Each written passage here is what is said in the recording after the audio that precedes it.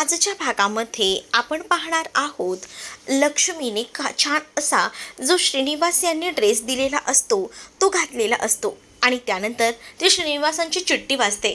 त्यामध्ये श्रीनिवासांनी भेटायचं ठिकाण सांगितलेलं असतं. त्यामुळे आता खूपच जास्त हसू हे लक्ष्मीला येत असतं. म्हणजेच काय तर लक्ष्मी विचार करते की खरंच ना हेही कसे आहेत ना, आता एवढे आपल्या लग्नाला 40 वर्ष झालेत पण ह्यांच्यातला रोमॅन्टिकपणा काही कमी झालेला नाही आहे असाही विचार ना आता ती करत असते. दुसरीकडे भावनाने रूममध्ये खूप सुंदर असं डेकोरेशन केलेलं असतं. आय लव्ह यू हे एका हार्ट शेपमध्ये लिहिलेलं असतं आणि त्याचसोबत पूर्ण रूममध्ये हार्टचे बलूनसुद्धा लावलेले असतात. हे सगळं बघून ना खूपच जास्त आनंद आता झालेला असतो. जेव्हा हा सगळा आनंद इथे दिसत असतो या सिद्धूच्या चेहऱ्यावर, तेव्हा सिद्धू खूपच जास्त मिस करत असतो भावनाला. तो विचार करतो की भावनाने एवढं सगळं केलंय, एवढं मला छान सरप्राईज दिलंय, पण ती भावना आहे तरी कुठे. म्हणूनच तो आता भावनाच्या फोनवर फोन करायला जातो. दुसरीकडे जानू तिच्या मनामध्ये अनेक विचार येत असतात. म्हणजेच ना ती आता विचार करत असते की मी खरंच खूप चुकीचं वागते का. म्हणजे या घरात इतके दिवस मी राहते, विश्वालासुद्धा मी खूप काही बोलले, म्हणजे एवढे दिवस विश्वाला मी फसवलं. माझं जयंतसोबत लग्न झालं होतं तेव्हासुद्धा मी त्याच्याशी खोटं बोलत राहिले. हे माझं खूप जास्त चुकलेलं आहे. पण आताही ती चूक मी पुन्हा पुन्हा करते. या घरातल्यांना मी का सांगत नाही आहे की मी नेमकी कोण आहे. आणि काकू यांचा तर माझ्यावर किती विश्वास आहे आणि तरीसुद्धा मी काकूंसोबतही खोटं बोलते. नाही, हे कुठेतरी थांबायला हवं. मला ना आता काहीतरी करायलाच हवं असाही विचार ती आता करू लागते. आणि ती ठरवते की आता बस झालं, खूप झालं. आज काही झालं तरीसुद्धा मला हे सगळं काकूंना सांगावंच लागणार आहे. त्यासाठी काही करायला लागलं ना तरीही चालेल असाही विचार आता ती करू लागते. आणि त्यासाठी ती आता बाहेर ललिताला ही सगळं सत्य सांगायला जाणार असते. दुसरीकडे मात्र आता पाहायला मिळत असतं की इथे आनंदीला इंजेक्शन देण्यासाठी डॉक्टर आलेले असतात आणि आनंदीला बोलण्यामध्ये गुंगवून ते आता इंजेक्शन देण्याचा प्रयत्न करत असतात. जेव्हा ते इंजेक्शन देत असतात ना तेव्हा आनंदीसुद्धा त्यांच्यासोबत गप्पा मारत असते. गप्पा मारत मारतच डॉक्टर देखील तिला इंजेक्शन देत असतात. तर हे सगळं बघायलाच खरं तर या श्रीकांतला भीती वाटत असते. इंजेक्शनची या भीती श्रीकांतला असते. म्हणूनच श्रीकांतने आता सांगितलेलं असतं भावनाला की तू इथे ये. म्हणूनच भावना आलेली असते आणि भावनाचा कंटिन्यू कॉल वाजत असतो. सिद्धू खरं तर कॉल करत असतो. सिद्धू कॉल करत असल्यामुळे श्रीकांत आता कॉल रिसीव्ह करतो, तोही भावनाचा. त्या भावनाचा कॉल हा श्रीकांतने उचलल्याबरोबर इकडला सिद्धू खूप जास्त भडकतो. म्हणजे सिद्धूची ही इच्छा असते की हा कॉल भावनाने उचलायला हवा, कारण त्याने भावनाच्या फोनवर कॉल केला होता. पण इथे मात्र भलतंच घडलेलं असतं. हा कॉल इथे श्रीकांतने उचललेला असतो. त्यामुळे आता रागाचा पारा हा खूप जास्त चढलेला असतो. त्याला कळत नसतं की काय बोलावं. त्याच वेळेला तो आता बोलतो की मी कॉल जो आहे तो खरं तर भावनाला केला आहे. मग कॉल रिसिव्ह कसा काही तुम्ही केला. त्यावर ते सांगू लागतात की खरं तर तुम्ही भावनालाच कॉल केला आहे, पण मी भावनाला इथं बोलवून घेतलं होतं. ते काय ना आनंदीला तपासण्यासाठी डॉक्टर येणार आहेत आणि त्याचसाठी मी म्हटलं की भावनाला तू जरा ये, कारण आनंदीला इंजेक्शनची भीती वाटते. मग मलाही कसं तरी वाटलं, म्हणूनच मी आनंदीला यायला सांगितलं असंही श्रीकांत आता बोलू लागतात. श्रीकांत जेव्हा हे सगळं बोलतात तेव्हा मात्र आता सिद्धूला राग येत असतो. सिद्धू म्हणत असतो की आधी आमचं त्रिकोणी कुटुंब होतं ना ते खरंच खूप चांगलं होतं. जेव्हापासनं आमच्या आयुष्यात तुम्ही आलायत ना तेव्हापासनं आमच्या आयुष्यात ना काही प्रॉब्लेम्स तर येतच राहत आहेत. आताही बघा ना आमचा छान व्हॅलेंटाईन साजरा होणार होता, पण त्यामध्ये सुद्धा तुम्ही व्यत्यय आणलाय. प्रत्येक वेळेला मुद्दामून हे सगळं करता का असं देखील सिद्धूचं श्रीकांतसाठी बोलणं असतं. तर दुसरीकडे मात्र आता ललिता टेन्शनमध्ये बसलेली असते. जानू तिला सगळं सत्य सांगायला आलेली असते. जानूला आता तिला एकूण एक गोष्ट सांगायची असते. म्हणूनच ती आता बोलायला आलेली असते. ती म्हणत असते की मला जरा तुम्हाला सांगायचं आहे त्या मुलीबद्दल, ज्या मुलीबद्दल तुम्ही मला विश्वाची मैत्रीण आहे असं म्हटलं होतं ना, त्या मुलीबद्दलच मला तुम्हाला सगळं काही सांगायचं आहे असंही ती म्हणत असतानाच तिथे आता ललिता जी आहे ती मात्र म्हणत असते की तुला खरं तर ना मला एक गोष्ट सांगायची आहे. म्हणजेच माहिती आहे का, आपल्या घरामध्ये एक माणूस येत होता. जो की ड्रायव्हर आहे, ज्याला आपण कामावर ठेवलं होतं, त्याला खरं तर जयंत कानेटकर यांनीच आपल्या इथं ठेवलं होतं. आणि या सगळ्या गोष्टी मी तर मॅनेज केल्या, पण नंतर ना त्याबद्दल सुद्धा मला भयानक सत्य समजलं. म्हणजेच तुला सांगते, ते जयंत कानेटकर आहेत ना, त्यांनी आपल्याकडे जो मुलगा कामाला ठेवला तो खरं तर जयंत कानेटकरच होता. हे मला त्या दिवशी कळलं. मी बाहेर गेले होते त्या मुलाला घेऊन, जो की आपला ड्रायव्हर आहे. पण त्याच्यावर तर ना मला आधी देखील संशय आला होता की तो हे सगळं काही खोटं बोलत आहे म्हणून. म्हणजेच ना, जेव्हा आपल्याकडे तो आला होता तेव्हा मी त्याला लेन्स लावताना बघितलं होतं, तेव्हाही मला संशय आलाच. पण त्यानंतर ना तो किचनमध्ये येऊन ना तुझे काही फोटोजही बॅकसाईडने काढत होता, तेव्हाही मी त्याच्यावर खूप जास्त चिडले होते. मग त्यानंतर आज मला जाताना कळलं की तो ना खरं तर जयंत कानेटकरच आहे. मग तुम्ही या सगळ्याबद्दल का विश्वाला सांगत नाही आहे? सांगून टाका ना विश्वाला हे सगळं. नाही सांगू शकत आहे ना, त्या जयंत कानेटकरांनी मला धमकी दिली आहे, त्यामुळे मी काहीच सांगू शकत नाही आहे. सगळीकडनं माझी पडती बाजू झालेली आहे. काय सांगू मुली तुला, कळत नाही आहे ग मला काय करू ते. असं देखील आता ती बोलत असते. जेव्हा हे सगळं काही ती बोलून दाखवते तेव्हा मात्र मला ना विश्वाची खूप काळजी वाटते, म्हणूनच तर मी शांत आहे. मग आता जानू ठरवत असते की आता खूप झालं, ललिता काकू इतक्या घाबरल्यात, याला सर्वस्वी जबाबदार ना हा जयंत आहे. या जयंतचं तर आता काहीतरी करायलाच हवं, कारण या जयंतने मला तर इतके दिवस त्रास देतच होता आणि आता विश्वाच्या आयुष्याचा सुद्धा खेळ. नाही, आता खूप झालं. त्या जयंत कानेटकरचा मलाच काहीतरी बंदोबस्त करावा लागेल, असंच आता जानू ठरवते. कारण ललिताला होणारा त्रास आणि या सगळ्या गोष्टी तिला बघवत नसतात, कारण आपल्यामुळे हे घर किती काय सोचतंय. दुसरीकडे आता आरती आणि बँकेचा सीन दाखवला जातो. बँके आणि आरती त्यांच्या शॉपवरच असतात. तर आरतीसाठी बँकेने खूप सुंदर असं गिफ्ट घेतलेलं असतं, कारण आज त्यांच्याकडे व्हॅलेंटाईन डे असतो ना. मग ते गिफ्ट ना तिथेच फुलांवर ठेवलेलं असतं. ते गिफ्ट लगेचच तो बघतो आणि त्यानंतर ते गिफ्ट तिच्या हातात देतो. मग आरती म्हणते की हे काय आहे? मग ती उघडून बघते. उघडून बघितल्यानंतर त्यात छोटंसं असं मंगळसूत्र असतं, जे की सोन्याचं असतं आणि ते खास करून ना त्याने स्वतःच्या पैशाने बनवलेलं असतं. आणि हे सगळं बघून खूप मोठा धक्का इथे असणाऱ्या आरतीला बसतो. आरती म्हणत असते की हे सगळं कशासाठी? नको रे, तू माझ्या गळ्यात मंगळसूत्र घातलंच होतं की, पण तेव्हा आपली परिस्थिती काय होती आणि त्यामुळेच मला जसं हवं तसं मी मंगळसूत्र तुला देऊ शकलो नाही. पण त्यासाठी खरंच सॉरी. म्हणूनच मी आता तुला हे मंगळसूत्र देतोय, त्यामुळे तुला हे मंगळसूत्र घ्यावंच लागेल, असं देखील आता म्हटलं जातं. मग तीही म्हणते की तुला हे मला मंगळसूत्र द्यायचंच आहे ना, मग इथे कशाला? तू एक काम कर, आपण इथे धंदा करतो ना या मंदिरात, मग आपण देवीच्या साक्षीने तू माझ्या गळ्यात हे मंगळसूत्र घाल, असं देखील आता म्हटलं जातं.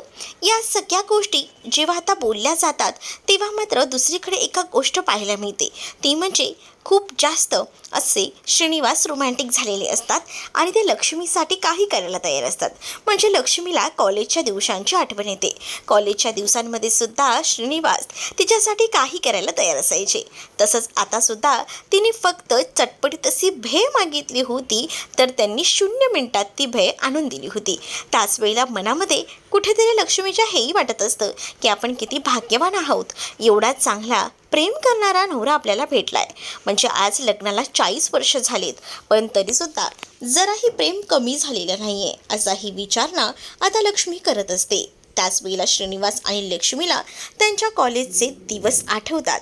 कॉलेजचे दिवस जेव्हा आठवतात ना तेव्हा मात्र आता त्याच विषयांवर त्यांची चर्चा सुरू असते. कॉलेजमध्ये सुद्धा आपण कसं चॅलेंज लावलं होतं ना, तेव्हा त्या चॅलेंजमध्ये सुद्धा तुम्ही हरला होतात, विसरताय का? असंही आता म्हटलं गेल्यावर श्रीनिवासांना हसू येतं. आता लक्ष्मी श्रीनिवासांना भेयही भरवते आणि त्यावर श्रीनिवास लक्ष्मीला म्हणतात की कॉलेजच्या दिवसांमध्ये तू कशी मला श्रीणू अशी हाक मारायची तशी मार ना. त्यावर लक्ष्मी लाजत असते. दुसरीकडे भावनाला आता सोडायला घरपर्यंत हा कांत आलेला असतो आणि त्याच वेळेला सिद्धू हे सगळं बघतो. सिद्धूला खूप जास्त राग येतो, कारण भावनाचा पदर ऑलरेडी आता अडकलेला असतो त्या गाडीमध्ये आणि तो स्वतः तो काढायला येतो. गाडीतून उतरल्यावर सुद्धा भावना श्रीकांतशी बोलत असते. जेव्हा आता तिचं लक्ष जातं तेव्हा तिला मागे असलेला सिद्धू दिसतो. सिद्धूला बघूनच आता खूप जास्त राग येत असतो, कारण सिद्धूला समोर श्रीकांत दिसत असतो. भावना आता त्याला म्हणत असते की सिद्धिराज थोडं ऐका ना, पण सिद्धू आता भावनावर चिडतो आणि भावनाला आतमध्ये जायला सांगतो. जशी आता भावना आतमध्ये निघून जाते तसं मात्र आता श्रीकांत सिद्धूला समजवायचा प्रयत्न करत असतो. तुम्ही समजताय तसं काही नाही आहे, पण सिद्धू इतका भडकतो ना, तो डायरेक्टली बोलून टाकतो, मला ना तुम्ही कोणत्याच गोष्टी सांगू नका, मला तुमचं काहीच ऐकायचं नाही आहे, बस झालं, पुरे झालं, कारण आतापर्यंत तुमचं खूप ऐकून घेतलं, पण आता नाही. कारण आहे ना, आधी आमचं कुटुंबाला खरंच खूप सुखात होतं, पण आता जेव्हापासनं आमच्या कुटुंबात तुम्ही आलायत ना, तेव्हापासनं आमच्या कुटुंबाला नजर लागली. तुम्ही ना मला मुद्दामून आनंदीपासून लांब ठेवता, हे मला काही कळत नाही का? आणि भावनाला तिथे बोलवून घेता काही ना काही कारणं सांगून, याही गोष्टी मला कळत आहेत. मग आता श्रीकांत सांगत असतात की नाही, खरंच सांगतोय मी तसं, पण आता सिद्धूने खूप जास्त चिडूनच उत्तर दिलेलं असतं आणि सिद्धूने सांगितलेलं असतं की मला यानंतर पुन्हा भावनाला कॉल केलेलं तुम्ही चालणार नाही आहे. सिद्धूने आता चांगलं श्रीकांतला उत्तर दिलेलं असतं. दुसरीकडे मात्र आता वीणा ही म्हणत असते की या घरातले पुरुष ना खरंच किती चांगले आहेत ना, बाबा ही आईना घेऊन व्हॅलेंटाईनला बाहेर गेलेत, आणि तसंही हरीश भाऊजी आणि सिंचना यांचं तर खूपच छान एकमेकांवर प्रेम आहे आणि त्यांचेही दिवस असे छान असे रोमॅन्टिक असतात, मला माहिती आहे. पण आमच्या घरात ना हा संतोषच असा कसा निघालाय ना, काहीच कळत नाही. म्हणजे हा संतोष इतका बेकार आहे ना, म्हणूनच आता ती थोडी चिडचिड करून बोलत असते आणि ती म्हणते की आज ना मी ठरवले की ह्यांना बाहेर घेऊन जायचं आणि त्यासाठी मी प्लॅनिंगही केले, असंही ती आता म्हणत असते. दुसरीकडे आता पाहायला मिळत असतं की जानूने आता ठरवलेलं असतं जयंतचं हे प्रकरण कुठेतरी थांबायला हवं आणि यासाठी ती आता जयंतला कॉल करते. विश्वाच्या नंबरवरनं तिने कॉल केलेला असतो, तर जयंतला वाटतं की विश्वाचा कॉल आलाय, म्हणूनच तो रिसीव करतो. आता तो कॉल रिसीव करतो त्याबरोबर आता जानू म्हणत असते की मीच बोलते. जानू तू? असं आता लगेच तो जयंत काकूय तिला येतो. त्यावर जानू म्हणते की तुला काय वाटतं रे, तू जे काही करतोयस ते मला कळणार नाही. वेश बदलून जरी येत असलास ना तरीसुद्धा मी तुला भेटणार नाही आहे. आणि एक गोष्ट लक्षात ठेव, तुला जर मला भेटायचं असेल, माझ्यापर्यंत पोचायचं असेल, तर त्यासाठी ना काही झालं तरीसुद्धा विश्वाच्या घरच्यांपासून, विश्वापासून लांब राहायचं. मी तुला 10 दिवसात भेटेन. 10 दिवसाची मुदत आहे, पण 10 दिवसामध्ये जर तू काही आताताईपणा केलास तर लक्षात ठेव, मी तुला भेटणार नाही. विश्वाच्या घरी राहिला तर काय प्रॉब्लेम आहे रे? मी काय प्रॉब्लेम काय आहे तुला? मला ते सांग ना. मला ना तुझ्यासोबत राहून राहून ना वैताग आलाय. मला तुझ्यासोबत कोणतंही नातं नको आहे, हेही मी तुला 10 वेळा सांगितलं आहे, पण तरीसुद्धा माझ्या मागे लागलायस. आणि आता विश्वाच्या घरच्यांना, ललिता काकूंना त्रास देतोय, त्यांना धमक्या देतोयस तू, इतक्या खालच्या दराला जातोयस. 10 दिवस थांब, 10 दिवसात मी तुला भेटेल, पण त्यानंतर माझी एक अट आहे, ती तुला मानावीच लागेल. तोपर्यंत तू या घरच्यांना आणि इथे कुणालाही त्रास द्यायला यायचा नाही, असं देखील आता तिनं ठामपणे सांगितलेलं असतं.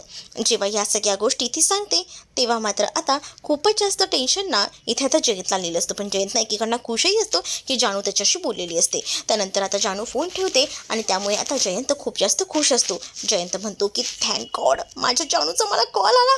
वाव वाव, त्याला खूप बरं वाटत असतं आणि तो आता रडत देखील असतो. पण जानूने धमकी दिलेली असते ना, 10 दिवस लांब राहायचं, विश्वाच्या घरी यायचं नाही, विश्वाला त्रास द्यायचा नाही, या सगळ्या गोष्टीचा त्रास होत असतो.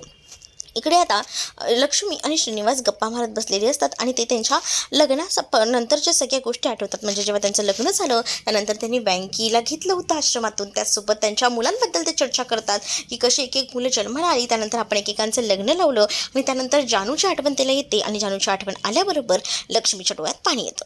त्यावेळेला श्रीनिवास तिला समजवतात आणि एवढं वाईट वाटून घेऊ नकोस ग लक्ष्मी, जे दिवस येत आहेत ना ते योग्य आहेत, जातातही आहे, आणि आपण ठरवले ना जानूसाठी आपण लढायचं नाही म्हणून. मग जानूच्या आठवणी कायम आपल्याबरोबर आहेत आणि जानूही आपल्याबरोबर नेहमीच आहे, असं रडत बसायचं नाही. चल आता आपण आलोच आहे तर देवीचे आशीर्वाद वगैरे घेऊया, असंही त्यांचं ठरतं. कारण आता नेहमीच जी लक्ष्मी आहे तिला देवळात जायची चांगली संधी असते, देवळात जावं असं वाटत असतं आणि म्हणूनच आता देवळात वगैरे ती जात असते. आणि त्याच वेळेला तिला श्रीनिवासही म्हणतात की चल, मला ना खरंच आज मी खूप जास्त खुश आहे आणि उलट आहे ना, मी स्वतःला खूप जास्त लकी समजतो की माझ्या आयुष्यात ना तुझ्यासारखी बायको भेटली, कारण तू ना माझं आयुष्य एकदम सोन्यासारखं केलेस. आणि त्यानंतर लक्ष्मी आणि श्रीनिवास दिव्याकडे पाया पडत असतात ना, तेवढ्यातच मागून आहे ना तिथे आता व्यंकी आणि आरती आलेली असते आणि त्या दोघांच्या डोळ्यावर बोट ठेवलेलं असतं. जेव्हा दोघांच्याही डोळ्यांवर त्याने हात ठेवलेला असतो ते हळूच बाजूला करतात आणि तेव्हा ते म्हणतात अरे वा तुम्ही इथे. आणि त्यानंतर त्यांनाही कौतुक वाटत असतं त्यांचं आणि म्हणूनच ते म्हणतात की हो हो आम्ही इथेच आलो होतो. मग म्हटलं आईबाबांनाही भेटून घ्यावं. मग आईबाबा यांनी माझ्यासाठी बघा ना काय गिफ्ट आणलंय. आणि व्यंकी मग ते गिफ्ट दाखवू लागतो आणि त्याने जे गिफ्ट घेतलेलं असतं मंगळसूत्राचं दाखवल्यावर लक्ष्मी खुश होते. लक्ष्मी म्हणते खरंच ना किती सुंदर गिफ्ट घेतलंयस रे बायकोला, म्हणजे खूपच छान, मला आवडलं. आणि बायकोची इतकी काळजी घेतोयस ना हे एका अर्थी बरंच आहे. आणि आता इथेच घालून टाक मंगळसूत्र, मग घालतोयस ना मंगळसूत्र बायकोच्या गळ्यात, असं लक्ष्मी व्यंकीला सांगत असते. तर व्यंकीही म्हणतो की हो हो. आणि त्यानंतर व्यंकी सगळ्यांच्या समोरच आता लक्ष्मी आणि श्रीनिवास असतात त्यांच्या समोरच आता त्याच्या गळ्यामध्ये मंगळसूत्र घालतो. मंगळसूत्र घातल्यानंतर लक्ष्मी आणि श्रीनिवास त्यांच्यावर थोडेसे फुलं असतात त्यांचा वर्षाव करतात. आता जेव्हा व्यंकीने आरतीच्या गळ्यामध्ये मंगळसूत्र घातलेलं असतं तेव्हा आरती पाया वगैरे पडते आणि त्यामुळे आता लक्ष्मीला खूप बरं वाटतं. म्हणजे लक्ष्मीने हा व्यंकी जो आहे ना तो जो बघितलेला असतो तो फक्त आणि फक्त या आरतीमुळे. ती म्हणत असते की आरती तू त्याच्या आयुष्यात आलीस ना तेव्हापासून आहे ना मला खरंच खूप बरं वाटतंय. म्हणजे मला असं वाटतंय की खरंच हे जे काही झालं आहे ते खूप चांगलं आहे आणि मला हे सगळं आवडले. आणि म्हणूनच मी तुला सांगते की जेव्हापासनं तू आलीस तेव्हापासनं सगळं आयुष्याचं सुखकर झालेलं आहे. दुसरीकडे आता दामून वीणाने संतोषला डब्बा रिकामी दिलेला असतो, त्यामध्ये चिठ्ठ्या लिहून दिलेल्या असतात. आणि मग काय संतोष कॉल करतो. संतोषने कॉल केल्याबरोबर वीणा म्हणते की काय झालं. मग संतोष म्हणतो हे काय सगळं फालतूगिरी, म्हणजे कुठे जे भेटायचं आहे आपल्याला. मग ती म्हणते तुम्हाला सांगितलंय नाहीतर 500 रुपये फुकट जातील, हॉटेलला या. मग आता त्याच्याकडे नाईलाज होतं. संतोषला वीणाने सांगितलेलं हॉटेलला यायलाच लागतं. हा व्हॅलेंटाईन डेसाठी प्लॅनिंग असतो. दुसरीकडे आता सिद्धू आणि भावना समोरासमोर असतात. भावना सिद्धूला समजावत असते माझं खरंच तुमच्यावर खूप प्रेम आहे, तुम्ही चुकीचं समजू नका, प्लीज प्लीज मला काय म्हणायचं ऐकून घ्या, असं बोलून आता ती समजवायचा त्याला प्रयत्न करत असते. त्याच वेळेला सिद्धू आपल्या फिलिंग्स सांगत असतो आणि म्हणत असतो की मला माहिती आहे तुझं प्रेम आहे आणि पण मी तुझं प्रेम मिळवण्यासाठी किती काही केलेलं मला माहिती आहे, कारण अक्षरशः मी तपश्चर्या केलेली आहे तुझं प्रेम मिळवण्यासाठी. भावनाला तो हे सगळं बोलत असताना त्याच्या डोळ्यात पाणी आलेलं असतं अक्षरशः. म्हणजे त्याचा बोलण्याचा उद्दिष्ट हाच असतो की तुझ्याबरोबर तुझं लग्न म्हणजे तुला भेटण्यासाठी मी काय म्हणून काही केलं नाही आहे. त्याने बरेच पापड बेललेले असतात तेव्हा कुठे जाऊन त्याला आता प्रेम मिळालेलं असतं ते म्हणजे या भावनाचं. म्हणजे भावना त्याला पहिल्याच भेटीत आवडली होती. त्यानंतर त्याने कसंबसं तिच्यासोबत लग्न केल्यानंतर त्याने प्रपोजही केलं होतं आणि तेव्हा कुठे जाऊन भावनाला सिद्धिराज आवडला होता. मग आता तो म्हणतो की माझं तुझ्यावर खरंच मनापासून प्रेम आहे आणि मला मनातून कुठेतरी भीती वाटते की मी तुला गमवेन की काय, आणि म्हणूनच ना मला तुला कुठेही लांब जाऊ द्यायचं नाही आहे असं देखील तो म्हणतो आणि हळूच का होईना भावनाला जवळ घेतो.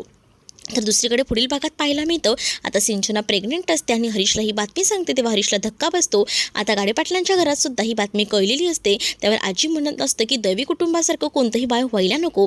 आता जयंतने मात्र ठरवलेलं असतं की जानू एकदा आपल्याकडे आली की तिला सोडायचं नाही, परंतु आता जानूचं भलतंच प्लॅनिंग असतं की अख्ख्या जगासमोर आता मी जिवंत असल्याचं सांगायचं हे विश्वाला ती बोलते.